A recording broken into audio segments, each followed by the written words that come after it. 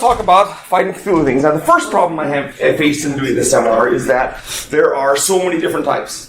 And so instead of we couldn't, like I said, well, here's how to fight a ghoul, and here's how to fight a zoog, and here's how to fight a cat, or whatever. That would take forever. We couldn't do that. So I've categorized the Cthulhu things into roughly 4 groups, which, of course, because they're Cthulhu monsters and they're interdimensional or whatever, and even these don't apply to everything. But we have the basic groups. There's normal life. That doesn't mean they're normal like a dog or a cat, but it means that they're made of the same kind of matter we are. They don't have anything really, for example, deep ones. Now, they have a kind of weird breeding system, but they are, if a deep one has a heart and lung, well, maybe not. Well, it has some way of breathing air. Maybe not lungs. Or ghouls. They might be tougher or stronger or smarter than us, but they are not that different. Then I have what I'm calling extreme life. Now, extreme life are creatures that are made of the same matter we are, but for some reason they're better than us. And a really good example of this is shoggoths. No organs, no cell walls, probably no DNA, just like this massive protoplasm. They're obnoxious to deal with. Also in this category, we could put the fungi from Yuggoth, although they kind of overlap in the exotic matter category a little bit, but essentially they're material beings.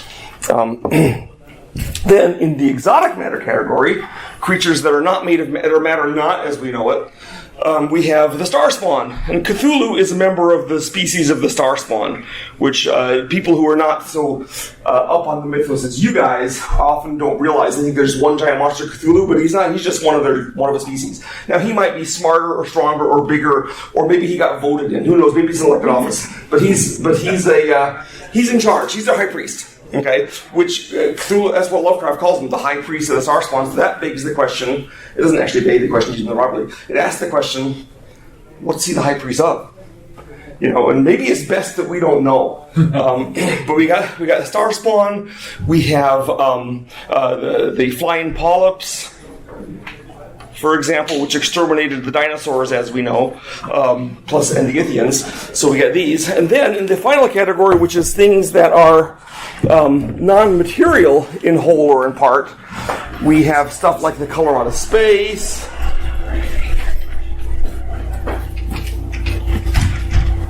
and Sngak, and other things that are kind of hard to deal with because they're not even material necessarily. They're just these bizarro things. So let's go over these things and talk about approaches to dealing with them. We'll talk about general approaches. Sorry, I got my notes here. And then we're going to go into some specifics and work our way up through normal life, extreme life, exotic matter. Non-material, you're kind of screwed. I mean, how do you fight a color? I've seen people try to pretend to themselves that the color out of space is like a plasma or something but it's not. It's a color. If you're that color, it's all over, right? So you can't really fight a color. I guess you can. Okay, so anyway, going on. So tools. What do we have that we can use to handle these monsters? Okay, well, we have, like guns, kinetic energy weapons, guns and blades. These are notoriously not good against these monsters. They work on some of them, or they work on them, but it doesn't matter. But you have that. Then we have. Can you read that guns word there? I see guns. Okay, we have explosives. These sometimes are more effective. We have fire. We have spells and rituals. And in some campaigns, I know they kind of treat the star stone like it's a crucifix against Dracula, or they have other things. The Elder Sign was not the monster. What they don't remember is that the Elder Sign, all these star stones, all these things were made by the Cthulhu monsters originally. They're not right. They're not from us. which means the monsters probably have some way around them, and they use them for their own purposes. You can imagine the fungi needing the elder sign to keep flying balls from popping up on Pluto, for example. Something like that. So we have spells and rituals. That's some we use. Then there is another defensive magic. Then we have electricity, radiation, kind of hard to read, then atomic power. I mean, nuke them if you got it, right? And then if you're playing D&D or Pathfinder, you have other spells that are not originated by the monsters, hopefully. And let's look at the advantages that the monsters have. And there's two ways of looking at the fight against these monsters. There is there a deep one in the room that you have to deal with, or on the street or somewhere? Or is it a war of deep ones against humanity? And those are different situations, obviously. And in the case of the deep ones, as we'll get to, it turns out that one-on-one we have a pretty good chance against the deep one, but in the war it's a lot different. So let's look at the advantages the monsters have. And they have some you may not have thought about. And some of these advantages are better with a group, but they also work with you. So they have quislings. What I mean by quislings, for those who did not have a classical education, is traitors.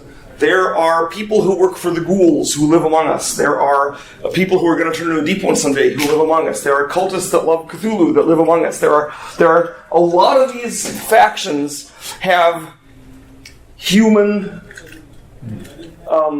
plants that will help them out, which means that we don't have surprises for the monsters because, like, the fungi from Yoggoth have an actual cult that works with them. So anything we have, they know about. Now, a lot of these cultists are, like, insane or something, so they may not be, planted in our highest ranks of government, because hopefully we don't have totally insane people all the way through it. But they still know what we have. They know what kind of weapons we have. They know what kind of situations we have. They know about us in a way that we don't know about them. Because even if we can get one of their human plants and question them, no way did the fungi tell him everything. Right? So we don't know what they have, so information is a big advantage. They know about us, we don't know about them. Next.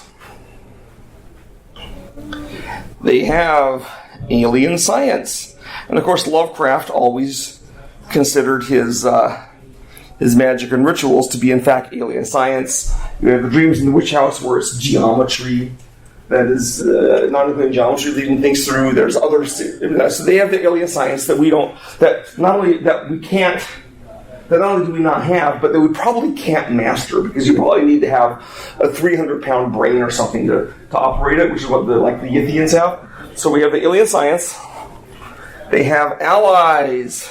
And here, I'm not talking about human allies. I'm talking about the fact that in the story The Call of Cthulhu, for example, there's a scene where the cops go to raid the cultists in Louisiana because they're having a big ritual, and they catch the cops and there's a bunch of dead settlers. And the cultists said, "We didn't kill the settlers." And they say black winged things flapped out of the marsh. They killed them for us. I mean, we captured them for them. And then during the fight against the settlers, they also say there was a big white polypus thing off in the distance making noises. So the white polypus thing doesn't seem to be a star spawn because, they're not white. So and they're asleep. So it's some kind of ally of Cthulhu. And then what are these black wing things? Are they Byaki or something? There's some other thing. So in this one thing, or this one event with these cultists, there's at least two other creatures working with Cthulhu's cult. So he has access to these other things. And Frank built that long story, The Hounds of Tindalos. He's trying to figure out how to defend against the hounds. And he says, well, the Doles are going to help you, the satyrs are going to help me. He starts listing the things that are going to be on the hound's side, things they can bribe or threaten to be on their side. So you're almost never in a vacuum. You never have to fight, just the ghouls, but you have to fight the ghouls and their buds. Okay? And then we have another advantage, which is surprise. Because most people don't believe in them. And a lot of them have means of traveling that essentially enables them to be there without you knowing they're coming. They are asleep beneath the mountain for 1,000 years, and then they come out and no one expects it. They use the non-Euclidean geometry in your boarding house to come through the corners. They fly down out of space, so they can kind of strike wherever they want. They don't have a base station they have to come through. And that's a disadvantage of ours because we don't know when they're going to come. Okay, so there's their advantages. Here's our tools. Now let's talk about how to use them. We're making good time. This is awesome. So let's talk about the deep ones. So the deep ones are a race of fish frog things that live deep under the sea, but they're really weird in some ways. And the first way is that they apparently are from Earth. Okay, so they're not an exotic species. But they have some things that are odd about an undersea race. One is they live deep under the water, but they can breathe air. Like, what does that? Second, they are shaped kind of, not humanoid exactly, but they have like claws and legs. What undersea animal does that? Nothing does that, right? When mammals go back to the sea, we get rid of our limbs and turn them into seals and whales. So why do they have this appearance? And the next thing is, the deep ones are able to interbreed with humans and probably other vertebrates, crocodiles, dolphins, whatever, and nothing biologically does that. That's the whole point of having genes, is so you don't do that, right? And so they can do this. So the question is, what's going on with these? And also, we have a number of Lovecraft stories that go back into, and what I'm doing, we're going to talk about the deep ones first as an example of the normal guys. Then we're going to talk about the shoggoth. Then we're going to go into the starspawn. So the question is, and I'll get you three of them, and then you're on your own against the color of space. So the deep ones, also in Lovecraft stories such as The Shadow Out of Time and these other things that talk about the history of the world, deep ones never come up. They're not mentioned as the old ones. The old ones go extinct about 10,000 years ago. They never made any deep ones. They even lived under the water. So the deep ones are raised from our world with a really weird breeding system. It doesn't seem natural. Okay? And they're not ancient. They weren't around 10,000 years ago. So I posit, I think with a lot of evidence, that they are an artificial creation by Cthulhu to make a species to interact with humans and possibly exterminate us. Okay? They have the whole screwworm fly system of breeding where they mate with a human and the kid starts to look like a human, turns into a deep one, and they can talk to humans, and with the shape they can go on land. And so they have this whole human thing going on. Plus they can live forever, and they have other advantages, right? So we have the deep ones who were created by Cthulhu to interact with us. So sometimes you might meet a deep one. Oh, also, we know that the deep ones, if you feed, they don't have a correct size. If you feed a deep one a lot, it will get bigger and bigger and bigger, and be big enough that they can kill whales hand in hand. And if you don't feed them, we have stories where they simply shrink, which planarian worms do. So there's one story where they don't feed a deep one for like a year or so, and when they open the door, there's like a little frog thing that comes hopping out, and they don't stop it, and it goes off and it like eats and it's big again. But so they have no correct size. So the size that they are in the stories, where they're about human size, is probably picked by the ones who can interact with humans need to be human sized. But we can get bigger ones if we need them. And we can get smaller ones if we need them, but human size works too. And it's possible also, because they're normal matter, that when you get them small enough, like their brain power kind of is not so great there, because if you had an animal the size of a frog, even if it had a much bigger brain proportionally than a frog, it's still like a little brain. So there's the deep ones. So a species made to deal with humans. So how can we? Well, let's talk about one deep one coming after you. Well, we are in luck because we know that their normal life, that means simple things like guns and blades and work on them. Furthermore, they live underwater. We know they can smelt metal, at least silver and gold, or somehow adapt it. But they probably don't have metals that are corroded by water, like iron.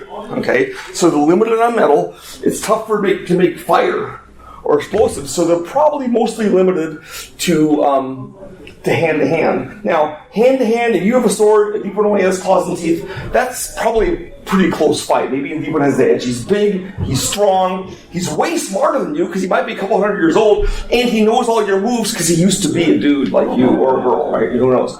And he knows all about you. And one fight with the claw is going to be like a grizzly bear because he can be big. But if you get them in the right place, you can kill them. So you can fight them with a gun and a blade. So they're big, they're strong, they're smart. They can come by surprise because they come up from the sewers. They can't swim underwater. What disadvantage do they have?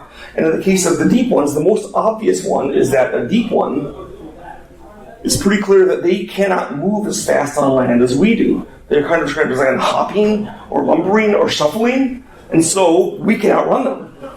That means if you have something that can get them, and they're not so good at ranged weapons because of the whole, we don't really have explosives underwater. I mean, they know how to use a gun, okay, but they don't have guns underwater. So that means that if you have a gun, and you can do the shoot and scoot so beloved in games like Doom, okay, and back up and plug him until he goes down, given enough room. Now, if you're in your house, they come storming through the windows. There's lots of ways they can, and they're smart, so they'll work to minimize that disadvantage, but it's absolutely a disadvantage. Now, if the deep ones, instead of going at you one-on-one, say, now the uprising has come, Cthulhu says we have to kill all the humans. Also, interesting point, the deep ones don't seem to ever worship Cthulhu. They set up a cult for the humans, but it's not Cthulhu, it's the cult of Dagon. Probably Cthulhu doesn't care if they worship him or not. They know about him, there's creations, he doesn't need worship anyway, right? I mean, the whole purpose of his human cult is to have someone to turn the key on his lock when the time comes. So the deep ones come up in mass. Now, as a mass, they're going to have the Quislings among us, they're going to have the alien science, and they're going to have allies. So if we send in, an F-18 like the one that tragically crashed lately, this goes in, they can send in Byakhee or hunting horror, something in the air, maybe to interfere and knock it down. If we have things on land, they talk about having a shoggoth, which will be a shoggoth later. They have other allies, they may even have Starspawn or something, so they can have powerful allies, which makes the war between humans as a whole and deep ones a lot more iffy. But one-on-one, unless they get you by surprise, we can probably handle deep one. The ghouls probably the same way, except they're faster. But they're even less likely to have guns, because all they have is like the rustiest, oldest crap they can find in the graveyard. They actually probably know more about us than the deep ones, even though, because not only do they come from us, but they can get our memories and they eat our corpses, so they know all kinds of lore. But they're also a lot less likely to come in a group of hundreds of them to take over humanity. So count your blessings where they fall, So with that, let us move over a little bit.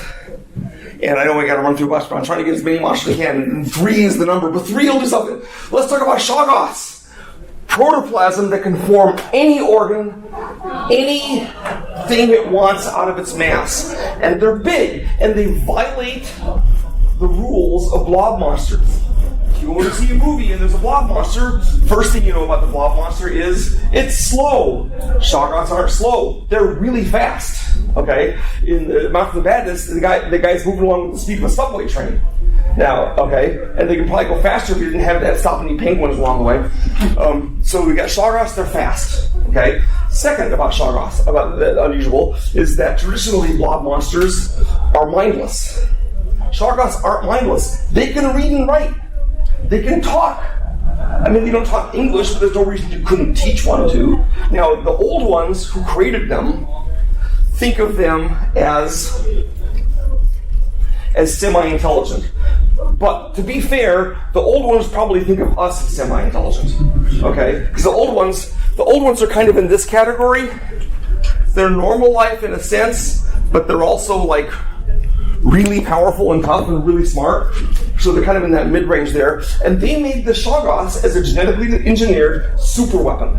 In the story of the Shadow of Rinsmouth, the deep ones have one shoggoth.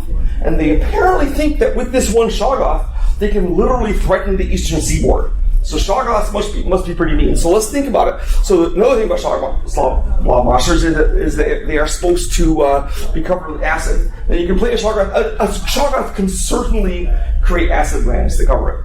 Okay? But it seems to mostly not fight that way. Probably because acid takes a while to work, and it's so powerful, like its whole body is a muscle. It can just, and its signature move is to pop your head off. in a fight. It just goes over you, pop the head off, keeps on going, leaves the body behind. Okay, it's nice and fast, much quicker than acid or poison. And again, it could make poison glands. It could probably make poison gas glands. But normally you wouldn't need to do that unless someone was making it do it. Okay, so the shoggoth, they're big. The one in the story, it was 15 feet across. Filled the hall. Now, we don't know how far down the tube went, but it was just a sphere 15 feet across. That's like 160 to 100 tons of matter. Because we know their mass per cubic meter because they can swim. That means they're not a lot lighter than water. It means they're not a lot denser than water. They can probably be lighter if they want to put gas bubbles in the cells. They can probably be denser if they pick up rocks or something. But they're about the same density as humans. Okay? So, 100 tons or more, and you can make them as big as you want. Like you just put them together. You can have a shoggoth that's 1,000 tons or 1,000,000 tons. Okay, then you got a real mess. And the shoggoth, like, explosives aren't going to be super effective. If you do get a really big explosive on the shoggoth and break it into pieces, it doesn't have cell walls or things. It just, like, is now a bunch of pieces of shoggoth. Now, that might be useful because they might take a while to rejoin to be a big one. Okay? Fire has probably some effect. There's no reason to indicate it's invisible fire, but the fact is that the reason fire works, we're not really flammable as humans. We're mostly water. So is the shoggoth. The reason fire works on us is because it scorches off our skin, which is super painful, and eventually we die from that because we can inhale fire and scorch our lungs and die from that. You know, it forms a deep. Some of you maybe have a medical background and know what I'm talking about because a lot of things. The shoggoth doesn't have these. It doesn't have lungs that are going to be scorched. It doesn't have skin that it cares about. It can shed that skin and keep on going. So if you set cover a shoggoth with napalm, set fire on it, the outer area will be destroyed and it'll slip through that and shed the burning part and keep on coming. Now you'll have destroyed some of it. So over time, if you keep hitting it with the flamethrower, you can keep reducing the shoggoth to a smaller thing, depending on how big it was. Well, even by how big it was, it'll be smaller. But fire is not a super effective weapon. It gets a little bit of the shoggoth. Spells and rituals, they don't seem to really work on normal life. And they're more like the things that are exotic matter. That's what the spells are for. So I don't think there is a spell to destroy a shoggoth. Now, shoggoths can be controlled. The deep ones use a piece of the shoggoth connected mentally to it that they manipulate, and the guy that does it has to spend his entire life doing nothing but manipulating this piece of shoggoth to control it. That's it. He's awake 24/7, controlling that shoggoth. And so if you can find that deep one and shoot him, then the shoggoth goes out of control. Now, an out-of-control shoggoth may not be that big an advantage for you, because it's still there. But now the old ones presumably use some kind of mental command as well to control their shoggoths. Now, we know that the shoggoths eventually rose up and killed all the old ones and took over, so their mental thing wasn't perfect, but at least they could do it. Right? So the shoggoth, explosives not so good. Obviously, guns and blades are right out. That's just, there's nothing to shoot. It's like shooting a tree. The tree doesn't have a heart you can shoot. Fire, not as good. Spells, not that effective. So how can we beat them? Well, we know that the old ones engaged in war with the Ythians, with the star spawn, with the fungi, and presumably they used shoggoths in the war. I mean, I would. And they didn't win all the wars. Well, we know what the Ythians use as weapons, and they're particle beams. Lovecraft calls them lightning guns because the word particle beam wasn't invented, but they're particle beams. They're shooting electrons, right? Now, when you think about it, what is a particle beam going to do with the shoggoth? Well, here's our shoggoth. What's your name? Leslie. Here's Leslie. Okay, and she has lightning gun. So she's going to shoot the shoggoth with the lightning gun. And here's the thing: the shoggoth is absolutely conductive to electricity. So the lightning gun is going to go into the shoggoth, and it branches, right? Zap. And everywhere it goes, it charges. Now, the actual effect is very similar to, it doesn't have a nervous system to go under, like, it's not going to shake like this with a human. It doesn't have a nervous system. But that electrical charge will burn it the same way the outer layer would. But unlike the outer layer burning, it's got this core of hardened matter, like, in the middle of it that it has to, like, it's harder to shed. and it can, and also may have gotten a bigger percentage of the shoggoth. Now again, one bolt from the lightning gun may not stop a shoggoth, depending on how big it is, but it's going to slow it down immediately, take a while to get off, and then keep coming. And over time, enough bolts, you can finish it off. So that doesn't maybe sound like a super easy way to kill a shoggoth, but remember, we're talking about a genetically engineered superweapon from a race that's much smarter than humans. So there's no silver bullet to a shoggoth, okay? It's a real problem. Now, it doesn't necessarily, it could make poison or something. You can go through any area, and it's smart. It's got a lot of things going for it. But I think we can defeat it. Now, the shoggoth in the Mountains of Madness spoke in the Old One language. I assume that the shoggoths that are controlled by the Deep Ones speak in Deep One croaking. And if you controlled one, you could teach it English.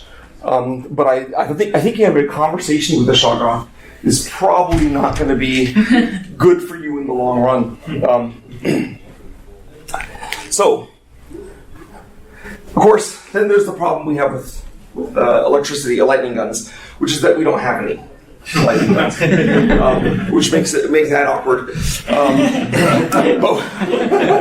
But we do have electricity, and the Japanese have lightning guns because they have those giant masers they shoot Godzilla with that never do anything. But they would work on a shoggoth, so maybe they're just playing ahead. And we can try. Radiation is not so effective because radiation works on us because it kills our DNA, but it also ruptures protein and stuff, so it might have some effect on a shoggoth. But again, even on a human, I can lethal dose, not that I would, but if I lethal dose this room with radiation, it would take us a while to die, and we don't. With the shoggoth, it's fast and strong and kills you instantly by sucking off your head. You don't want a time delay solution. You need to answer right now. So the best answer right now is be in the air. In a flying thing, and it can't get you there. Now, the Deep Ones can get you in the air because they have flying allies,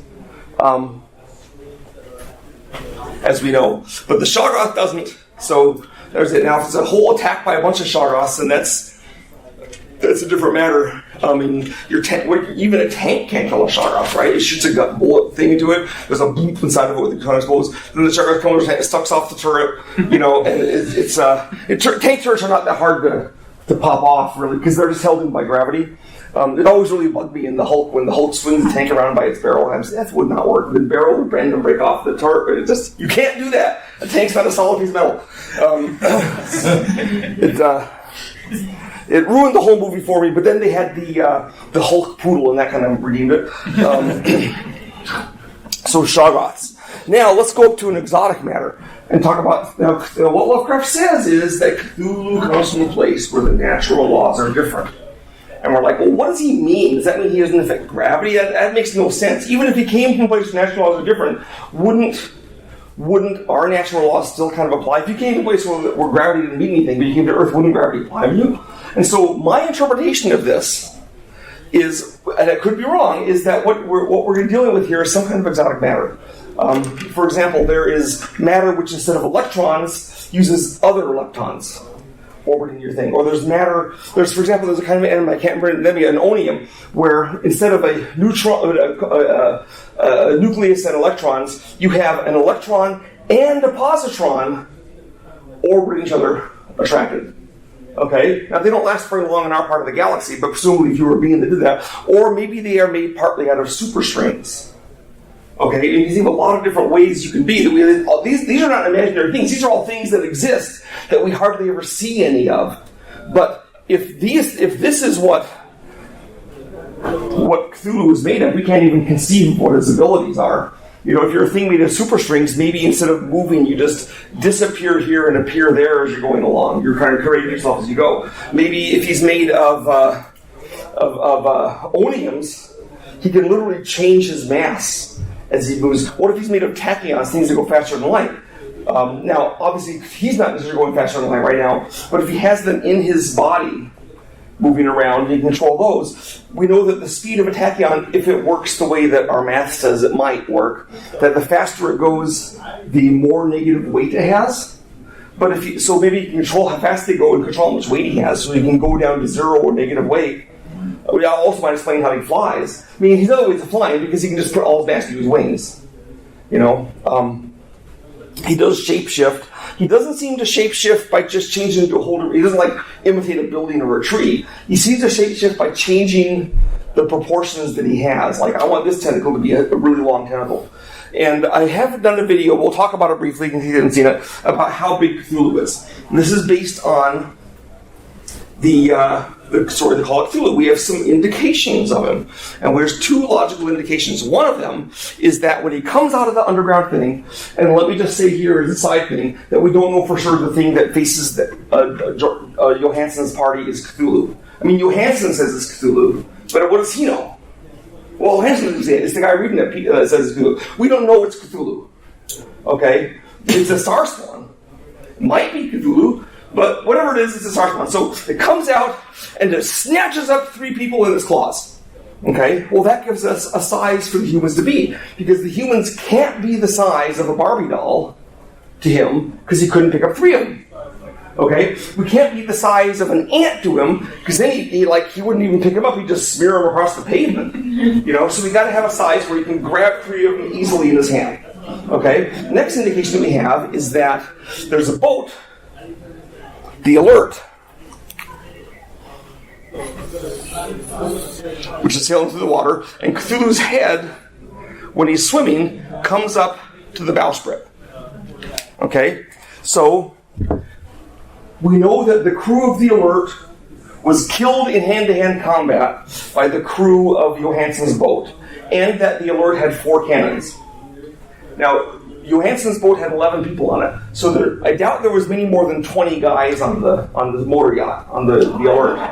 Okay, that's about so maybe less. So working out how big a motor yacht would be that would have that many people and 4 cannons, we have a motor yacht. Well, I'll sparing all the calculations. The bowsprit here is like 15, 20 feet above the water. Okay? Now, Cthulhu, now when I swim in the water, and I'm setting the float, it's about up to here on me. Probably on most of you too.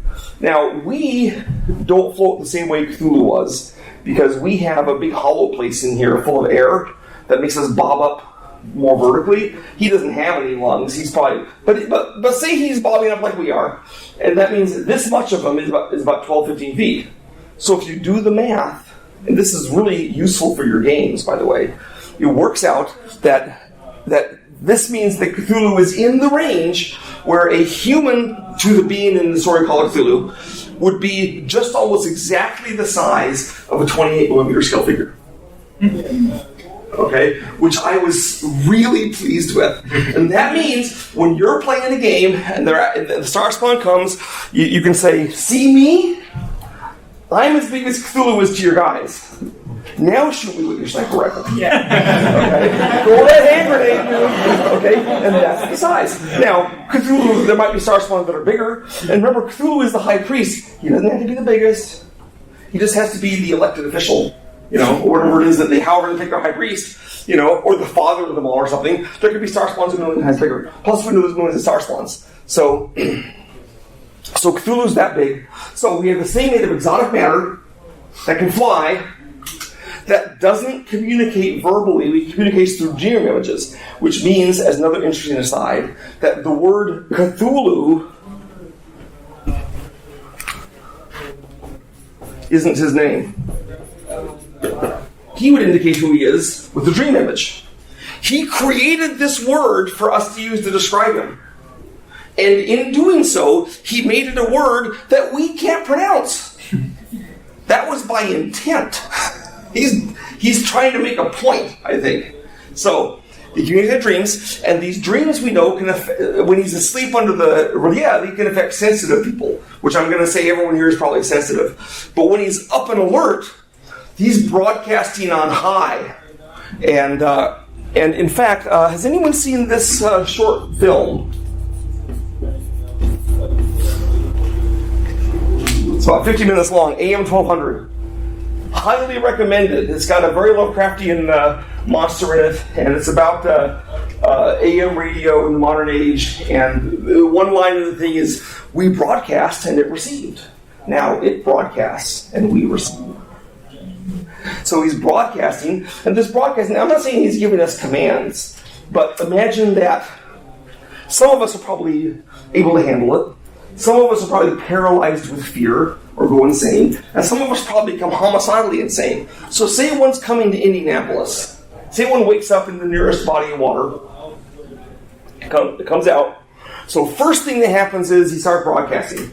And it hits everyone in Indianapolis. And what's the population of Indianapolis? Anyone know? Because I have no idea. Like a couple of million? No, 150,000. That's all? I guessed. Wow, that's tiny. 300,000. Okay, let's say it's 150K. I mean, I come from Dallas, which is 7 million, right? Okay, so let's say 1% of them go homicidally insane. If we suddenly had 1,500 insane killers raging around town, that would actually be kind of a problem for the cops, especially since 1% of the cops are crazy killers, and some larger percentage of the cops aren't doing anything because they're insane and going like this. So he's coming up, and there's this effect. Now, we know that when Cthulhu came up, there was a mist that came up with them out of the ring. He knows humans use eyes to see. So, and I'm sure that the Starspawn can produce a mist or a fog from the river when he comes up. So there's going to be this dense fog covering Indianapolis. People are going insane and screaming, cars are wrecking, planes are going down. And it gets worse because they control geometry. On his island, there was angles that people could fall into and not come out of. So he's got this geometry thing happening. And my feeling in my head is that when I have that nightmare, when I'm running and it's really slow to get away, and I look back and the thing's really cool, that's the first effect.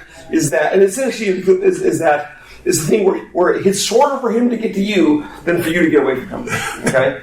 Then there's the thing where he can make the thing wind around, so you're driving as fast as you can, and you find yourself coming back into town because he looped the geometry. And then there's the breaking up, going up into other realms, and other things are coming through, and tentacles are coming out of the corners of your house. So we got this happening, and most simply, we got the National Guard coming out. Let's get that Starspawn. They're like, well, I mean, we have this ballistic calculation for our shells to hit him, and the geometry is warped. So our shells, it's not very easy to hit. And if they do, what will it do? Well, explosives will splatter across an area, which he won't care about. Now, I had someone once tell me that he thought Cthulhu couldn't be that tough because he was defeated by being rammed by a boat. Except, in the first place, he's not defeated by being rammed by the boat. He totally survives it. Okay, and he's still back. And what the actual point is Lovecraft is making is that the largest, most powerful device that humans had in 1927 is a steamship. So what Lovecraft is actually saying is that the most powerful thing we have can't stop Cthulhu. I'm sure if he wrote it in 1946 that it would have been an A-bomb. But couldn't A-bomb stop him? There's the question. Well, I doubt he cares about the radiation from it. But he might care about the particles breaking up his atoms, even if they're made of exotic matter.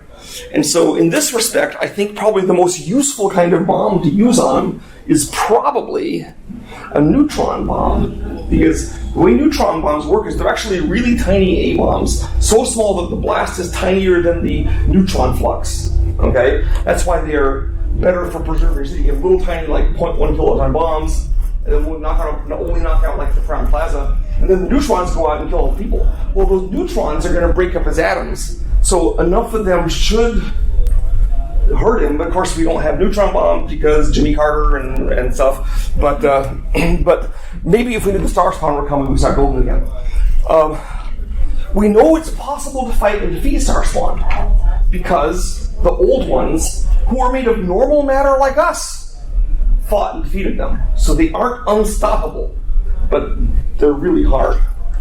The old ones are probably less susceptible to the whole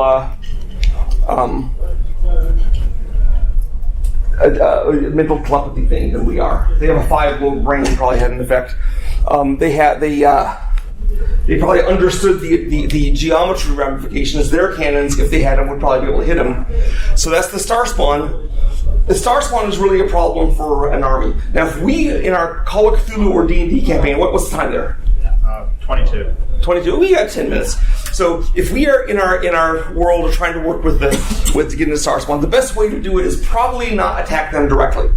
Okay? The problem is more like you got to kill it at the source. You must wall them back under the sea. You must find the Rolia disc and enchant the thing that makes them sleep again. You must kill the Shoggoth Tusha who's controlling the Shoggoth. You have to kind of, if it comes to the direct action, it's hard to handle them, as you'd expect. So, with our 10 minutes left, I've talked a little about ways we could fight the deep ones, ways we could fight Shoggoths, ways we can handle the Star Spawn, and so now I'm going to put it out to you in our 10 minutes. What Cthulhu monster do you have a problem with in your life that we need to figure out how to defeat? Who's got an issue with one? Well, it might be issue solved, but what's the one that right now is like whispering to you at night and hanging out in your garden, and going to your garbage can? What's the one that's giving you trouble? Gug's pretty bad. Migo and Gugs. Okay, the Migo. Let's talk about the Migo, the fungi. Now, the fungi, we have some things. We know they can be killed by a rifle, because one is killed by a rifle in Whisper in Darkness. We also know that they're fungoid in part of their nature, and if I know my fungi, I know that they don't really care if they're killed. I mean, that one fungi is killed, but the other ones, they don't get resentful over the loss of a fungus. Okay? They reproduce by spores. And so the issue with the fungi is like, if they come from spores and they can breed them wherever they want, they can literally let's make 1 trillion fungi and fly to Earth. They aren't doing it right now, thank heavens, but individual ones don't seem that hard to kill, but they also don't care if they're killed. The threat from the fungi is partly that they have amazing surgical abilities. And we know this is important because the fungi do surgery on themselves. We know there's a wide variety of them. I don't think they evolve like normal animals. I think the fungi say, we need a brain fungus. Let's make one. And then we need a giant war fungus. Let's make one. We need the cheap, nasty ones that can fly to Earth to mine materials. And we'll send those because we know that in the story, the most advanced, most dangerous fungi aren't the ones that come to Earth. Okay, but they could. They could use that geometry or something. So the fungi can kind of design whatever they want. Another thing they have going for them is they have the brain in a can thing. Okay? Now, we know these can operate speech machines. We know the fungi are very interested in biotechnology. Okay? And my theory is that, and we said, why do they put our brains in cans? Just to give us a tour of the galaxy? I don't think so. I think the brains in the cans have other functions, and the logical function is that you get the brain in the can, and here is your big part crustacean, part fungus bulldozer machine, and you put the brain in it to control it. And then it operates the bulldozer. Or you put it in your flyer. And I think they're using them to operate what amounts to biological machines. And that's what you get to do when you work with the fungus. You say, well, time to dig another sewer, get in the drill. And so they also have these machines, presumably, which they don't have on Earth, but they could make. So that's an issue with the fungus. Fortunately, even though they're exotic matter, which makes them hard to kill in some ways, the old ones had trouble with them. We know they can be killed by guns and things, and the threat again is that there's lots of them. They never stop coming. They don't care when they're killed, and they have a human cult, and they might have a giant war machine. And in fact, in my game Hyperspace, where the fungi show up as one of the aliens, I have 25 aliens in it, of which 5 are Lovecraft ones. I have this huge bat rat spider thing, which they built. When asked an animal, it was an animal, they said, let's upgrade this animal and then make it into a giant space monster. Because I think that's what the fungi would do, because they like the biotech, So that's the fungi. I recommend explosives or guns or fire and staying the hell away. Techniques. But the other option is, they got that cult. And you could join it and say, oh yeah, I want to join the cult. I want my brain in the can. But whenever it comes around to your turn, say, well, I have a family reunion this year, so I can't give up my brain. You take my buddy or something, right? And then never get around to the brain in the can thing until you get really old and feeble, and you're like, well, may as well. So Gugs. Let's talk about Gugs. Gugs are normal life, except they live in the dreamlands. That means they can appear anywhere on Earth from the dreams if they can find a way across. They're about 30 feet tall, and they're highly carnivorous. So really the issue with the Gug is mostly that it's a King Kong-sized carnivorous monster. And I mean King Kong in terms of the original King Kong, which was either 24, 30, or 36 feet tall, depending on the scene. That's about the size of the Gug. In the close-ups where he's eating a person, then he's 18 feet tall. In the distance shot when he's climbing Empire State Building, he's 36 to make him seem a little bigger compared to it, or 30 feet tall, so he's like, sure, whatever, right? So that's about the size of the Gug. And King Kong was pretty tough to beat. Now, King Kong might be more heavily muscled and more agile than a Gug, because Gugs are like a burrower instead of like a dancer. But the Gug also has the tragic problem that the Gugs are smart. They have cities. They cooperate. They do things. They have dark rituals. King Kong didn't have any of that stuff. So the way to fight the Gug is the same way as fighting King Kong, except he's probably not going to climb to the top of the Empire State Building for your biplanes to shoot him down. But he might be somewhere where you can get him with a tank or something. Okay? How much time do we have? We have time for one more? Sure. Okay. Well, I was wondering, in terms of tools, where do biological and chemical weapons fit in this? Well, let's talk about it. I don't think there's any diseases that a shoggoth can catch. Okay? It has nothing for the disease to catch hold on. Maybe a fungus growth could grow on it and just eat the general proteins and stuff, but then it could just like shed that part. You know? Now, chemical weapons, we can talk about those. We're notably not talking about these because, like, I can't think of any way we can handle them. But you knew that. So let's talk about some poisons, chemical weapons, and chemical weapons and poisons fun standard. So we have vesicants. We have neurotoxins. We have hemotoxins. Am I missing anything? I think this is pretty good. What? Cytotoxins. Oh yeah, cytotoxins. Okay, so vesicants are blistering agents, like mustard gas. This would destroy the outside part of the shoggoth. It wouldn't care. It doesn't feel the pain the same way you do. It can shed it if it wants to. And it might even use the outside part once it gets hardened by the mustard gas, like keep it on it as a protection against more mustard gas. It would probably work on a deep one who would jump into the water to wash it off. I don't think a vesicant would have much effect on a star spawn. I just don't think nerve gas. Now, one of the effects of mustard gas nerve gas does is it gets into the whole lung thing. So anything without lungs is pretty much going to not be as worried about it. And if it's tear gas to hurt the eyes, well, the shoggoth can grow new eyes or have eyes with a protective. They can do things, right? The deep ones may be again stuck. But here's the thing about the deep ones, and remembering this: the deep ones are highly advanced technologically. They know everything we know plus whatever they have. They can't use guns, right? So what could they use? And the answer is toxins. Common deep sea thing is toxins. Gases, nerve gas, toxins. So actually the problem with using poisons on them is they're actually probably really good at toxins. I think a Deep One War, and I forgot this earlier, would be largely a matter of chemical agents on their part against us. It doesn't make sense, right? They don't have guns, but they have nerve gas, and they can have the Byaki drop a big cylinder right on top of your atomic battery. Okay, so toxins may work, and then not on these. Let's talk about the hemotoxins. Shoggoths don't have blood.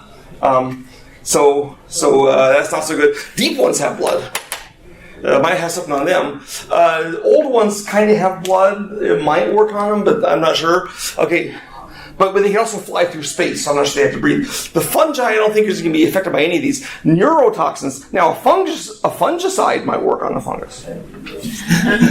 But except, they're not really a fungus. They're from outer space. They just are fungus-like in some ways. Neurotoxins. Hey, do they have nerves? Shoggoths don't have nerves. They can make nerves if they want to be affected by the neurotoxin. I don't think Starspawn have nerves. I don't think the neurotoxin is anything to super strings. Deep ones, again, might work. In the water, might hard to get it. And then cytotoxins, which are sort of a very vesicant. They're like a vesicant can go inside or do other things to your cells, like cyanide. Okay? again, a lot of these things work by breaking up the cell wall or affecting the way the cell wall moderates things. Which shoggoths don't have cell walls and anything. Starspawn doesn't have cells or nuclei. So I think toxins are by and large, and it makes sense because natural toxins on Earth evolved to handle normal animals, not to kill shoggoths. And our chemical agents that we build are designed almost exclusively to kill pests or humans. I guess another variant on pests, right? But not shoggoths. We probably could come up with something over time, but if it was easy to have a chemical agent that would just kill the shoggoths, my guess is that the starspawn and the fungi from Yiggoth and the Yithians would have used that, and the old would have stopped using shoggoths, and they didn't. They kept using them. So, yes? What about supercoolants like liquid nitrogen? I think a supercoolant is a great idea. I think if you froze the shoggoth solid, that would obviously work to stop it from moving. Now, maybe it could thaw out and be active again, but while it's frozen, you can bottle it up. Now, the problem there is, how do you get the shoggoth where you can drop your container of liquid air on it? Trick it somewhere, maybe? An ice rink. What? An ice rink with the blob. Yes. But it was not frozen in Antarctica. Yeah.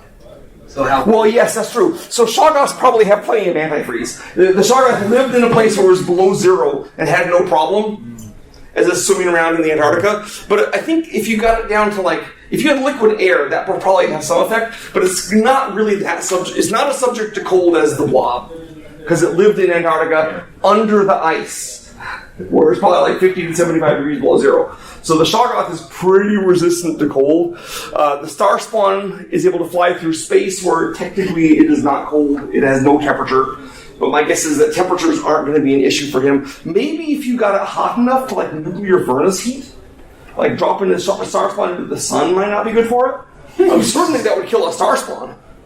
And maybe if you dropped a shoggoth. If you dropped a shoggoth on Pluto, it might freeze up and not be able to move. And that's because the shoggoth, of course, was created on Earth to exist on Earth, but they've also been created to live on other planets. So they may always customize the shoggoth to that planet, which means they could make shoggoths for Pluto if they went there, but I don't think the fungi want them to go there. So shoot an Earth one into the sun, he'll burn up. Shoot one into the sun, well, you don't even have to go to the sun, just shoot it to the moon, and it won't kill it, but it's on the moon. So right there, that's better. Now that won't work on a starspawn, because they can fly through space, and it's not, a shoggoth, you just shoot it into orbit, and it's in orbit, but a starspawn can, it would just come back from outer space. So, since that's where it came from.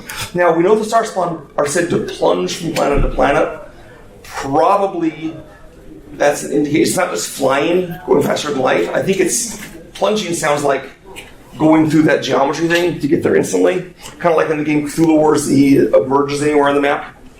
So this is some things to think about when you're fighting Cthulhu monsters. We've talked only about a few, but you can use it for the color out of space or the dimensional shambler, which really attacks by surprise. Okay, with a variety of other creatures, and I think we're out of time, and we are. And thank you for coming. I hope you've enjoyed the talk. And at least you've seen that I spend a lot of time thinking about Cthulhu monsters.